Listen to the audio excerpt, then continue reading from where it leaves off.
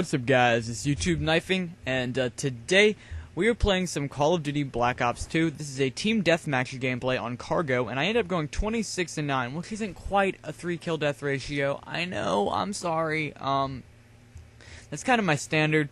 27-9 would have been perfect, but you know, whatever, it happens. I thought the gameplay was pretty interesting, and I wanted to switch it up a little bit because I'm constantly giving you guys lots of search and destroy gameplay.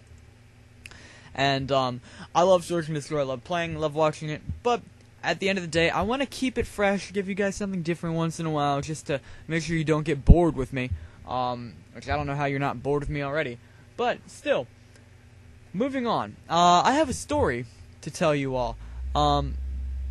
Actually, there's one thing I wanted to cover at the beginning of this video. I played Airsoft yesterday. I've got some vlogs and some gameplay footage from Airsoft to upload tomorrow or Wednesday, maybe, I don't know, depending on how things go, but you guys will have that to look forward to. You get to see my lovely face, and don't get scared off, please, but yeah, I got some pretty good gameplay. Actually, it's pretty cool. I run a helmet camera, and like I already told you guys that, but actually in one of my games I was able to, with the help of my teammates, I got in, captured the flag, while taking fire from the enemy, and ran it back with less than 2 minutes into the game, which is kind of ridiculous because we had to cover some ground, get in there, take the position, get back, and so I was pretty proud of myself, and it ought to make some pretty interesting gameplay for you guys to watch, and of course I'll commentate over it. But moving along now, the story I have to tell you about from the race that I went to on Saturday. I went to the NASCAR Sprint Cup Series race for Richmond International Raceway. My driver is Tony Stewart. Unfortunately, Tony Stewart has a broken leg, so Tony Stewart was not in the race. So I was going for Denny Hamlin because I'm from Chesterfield, Virginia, and Denny Hamlin is also from Chesterfield, Virginia. I know people that are good friends with his family, and just, you know, you gotta root for the hometown guy. It's one of the things you do. But also, I'm super excited about. I'm getting off topic. Okay, moving on.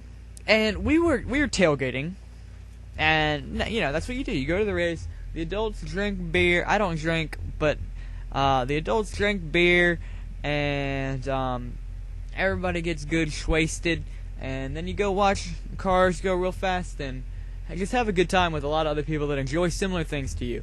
And it's really fun. And I've been a huge fan of NASCAR for as long as I can remember. When I was from the time I was 8 until about the time I was 12, my room was actually the same color orange as Tony Stewart's race car, back when he was sponsored by Home Depot. So y'all can look that up. It was pretty bright.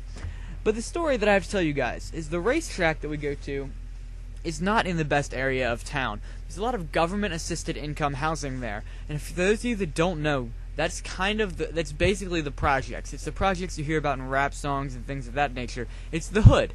And so you get some questionable characters, and if you know where you go, if you don't know where you're going, you can end up in a bad situation in a bad part of town. Thankfully, we know where we're going. We've been going there every year for as long as I can remember. We live around the area, and we know how to handle ourselves. So everything's fine. I'm developing a stutter. I don't like it. But also, to Phantom Knives, screw you, Jeff Gordon sucks. But moving on. So, it's about an hour before the race starts. And we've just finished cooking. We got burgers and dogs and chicken, and it's just having a good old American hoedown. And so we're all sitting there eating, and this man walks up with his wife. And they both look kind of sketchy, and they're drinking 40-ounce beer cans from plastic bags. So they walk up, and the man goes, "Excuse me, sir, can you spare a burger for my wife?" He didn't say it like that. He used some slang. But he's like, you know, we're hungry. And, you know, it's kind of one of those things. It's a burger. You're going to help somebody out. Worst case scenario, they're lying to you. You lost, what, a burger. That's maybe $1. So we're like, yeah, go ahead. You can have a burger. So they take the burger, and they sit down on the hood of my uncle's car to eat it. And I'm like, you don't sit on the hood of somebody else's car. You just don't do that, alright?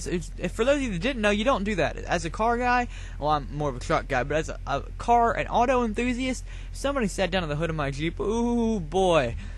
man, they'd be in a world of trouble, especially if I had told them before, or if I didn't know them.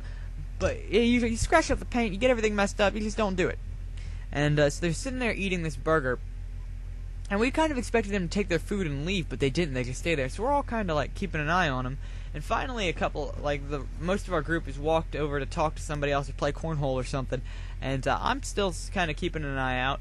And they steal one of my uncle's cigars. I was like, "What are you? We just fed you. We are feeding you. We're going out of our way to help you out, and you're going to steal from us? Like, why do you think that's acceptable?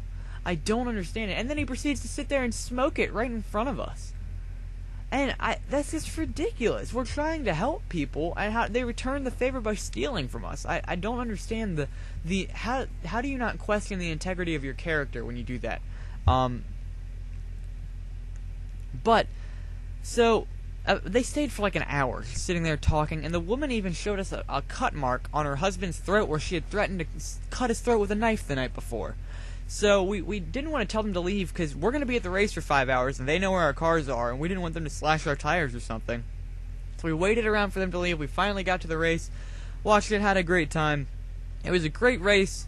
Carl Edwards is the winner. He did his signature backflip, and we got to hang out with lots of funny drunk people, and everybody thought I was hilarious because I was the only sober one. But yeah, so this has been YouTube Knifing. If you enjoyed the video, please like, comment, and subscribe. And yeah, so peace out, guys. Oh, 10 likes would be wonderful. Thanks.